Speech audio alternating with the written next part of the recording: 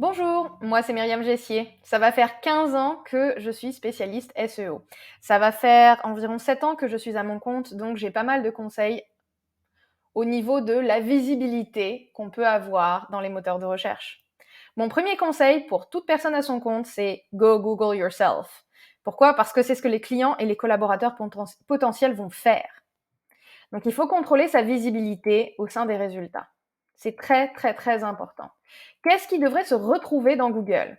Eh bien, son site, LinkedIn, Dribble, Behance ou tout autre site qui montre le travail qu'on fait, les articles qu'on a publiés, des conférences ou des podcasts auxquels on a participé et les hobbies qui sont safe for work. Donc si jamais on a des passe-temps qui ne sont pas nécessairement compatibles avec notre carrière d'un point de vue perception, il faut juste s'assurer que ça ne ressort pas dans Google.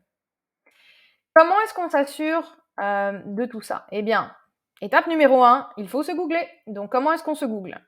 Il faut utiliser ce qu'on appelle un opérateur booléen. Donc, la première chose, c'est d'utiliser tiret ou moins, site, deux points, et mettre son site. Donc, j'ai mis moins, site, deux points, sans espace, pragme.co parce que c'est mon site à moi. Et ensuite, je dis à Google, bon, maintenant que je t'ai dit d'exclure tous mes résultats à moi qui vont venir parasiter la recherche, je veux savoir ce qui se dit de moi. Donc là, j'ouvre les guillemets et je dis Myriam Gessier et je ferme les guillemets. Pourquoi est-ce qu'il faut toujours utiliser des guillemets? Même si vous n'utilisez pas, par exemple, le moins site de points, parce que vous n'avez pas de site là, ok, fine. Eh bien, il faut utiliser les guillemets parce que ça dit à Google, cherche-moi ce mot-clé ensemble. Donc, il n'y a pas de recherches qui vont contenir Myriam au début du texte et Gessier à la fin. Pourquoi est-ce qu'on veut ça? Eh bien, parce que souvent, il y a des gens qui ont des noms de famille identique, mais le prénom n'est pas le même. On veut vraiment Myriam Gessier. Donc, on utilise des guillemets pour voir les résultats. Et une des choses que j'ai découvertes en faisant ce petit exercice récemment, c'est qu'il y a pas mal d'images de moi dans les résultats. C'est-à-dire que Google veut vraiment montrer à quoi je ressemble. Et on voit que je suis associée à marketing, commerce, stratégie. Génial, Google a compris de quoi je parle. Donc, pourquoi est-ce que ça c'est important? Eh bien parce que ça a pas mal d'impact au niveau des résultats de recherche. Quand Google comprend bien les choses, il les montre mieux. Donc les gens, quand je dis les gens, les collaborateurs, les clients, on s'entend, achètent le package total. Vous et vos services. Et ça, c'est très très très important parce que la plupart des gens sont très très occupés à faire du branding personnel ou à essayer de se positionner comme le meilleur pigiste dans tel et tel domaine. Non, il faut un mix des deux. Donc, on va parler de la valeur d'un Louis Vuitton par rapport à ça. Et oui, c'est inattendu, mais c'est sincère. La valeur d'un Louis Vuitton, elle n'est pas cheap. Donc, si je propose un Louis Vuitton à 50 $, on va se dire il est tombé du camion, c'est un faux, bref, on ne veut pas l'acheter. Donc, c'est important de bien comprendre comment se positionner par rapport à la compétition au sein des résultats. Donc, ça veut dire quoi? Eh bien, ça veut dire que les gens aiment embaucher des spécialistes et ça attend d'avoir des généralistes. Il ne faut pas commencer à se présenter comme un généraliste. Ah, je fais un petit peu de tout. Non, il faut être très clair sur sa valeur et dire voici ce que j'apporte. Donc, qu'est-ce que ça veut dire se spécialiser? Eh bien, ça veut dire devenir un stéréotype. Puis, je sais que c'est un mot négatif, stéréotype. Mais au final, un stéréotype, c'est une opinion qui est toute faite, déjà fonctionnelle, et qui réduit toutes les particularités. Donc, il ne faut pas être funky, il ne faut pas être inhabituel. Le but du jeu, dans l'étape numéro 1, c'est de définir ces services tels que les clients ou les clientes les cherchent. Donc, on ne dit pas genre... on ne va pas se lancer à essayer d'expliquer ces différences au premier abord. On va d'abord expliquer, voici ce que je fais, je réponds à tes attentes, tu t'attends à avoir, mettons dans mon domaine en SEO, un audit, une recherche de mots-clés, je fais ça. Donc, c'est ça qu'on va inclure dans la page service. Il faut réellement avoir une page par service si on a un site pour bien expliquer, ok, je fais ça et je te le garantis. Avoir le menu de restaurant, la carte complète sur une page, ça n'aide pas. Ça n'aide pas parce que Google va pas bien comprendre quoi positionner. Quand c'est une page dédiée, c'est beaucoup plus simple. Les clients aussi et les clientes peuvent facilement naviguer. Dans mon site, par exemple, j'ai une section service et j'ai une section formation. Et dedans, on peut trouver, dans la section formation, j'ai une page pour les formations SEO, une page pour les formations Google Ads, qui sont les publicités. Pareil dans mes services. Donc, il faut trouver les bons mots-clés.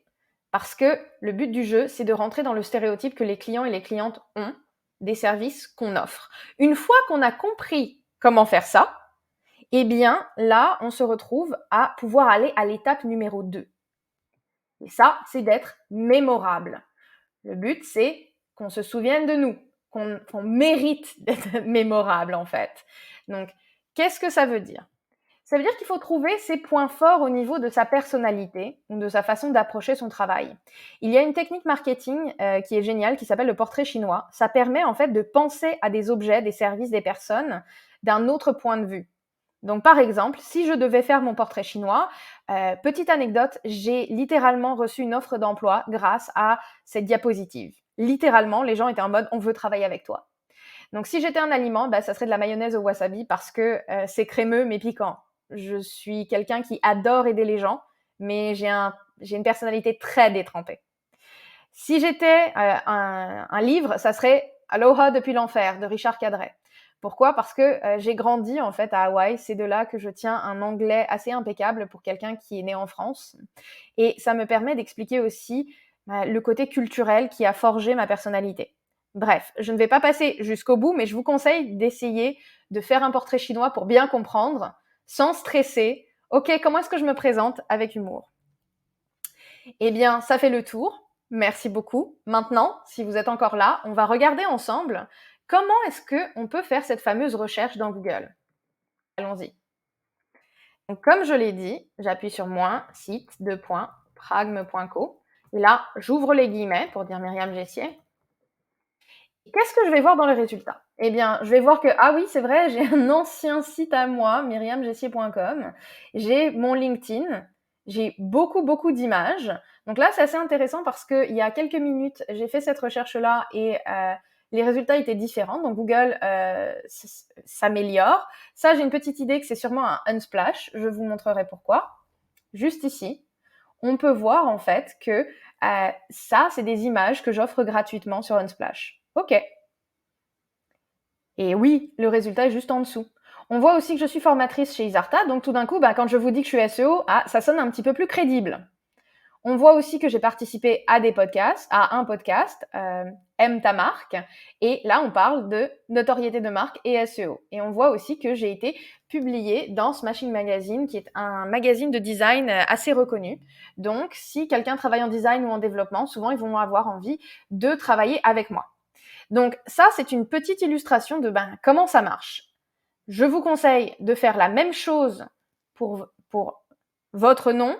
Vous pouvez choisir de retirer ça si vous n'avez pas de site web. Et donc là, on ne fait que googler, littéralement, sans contrainte.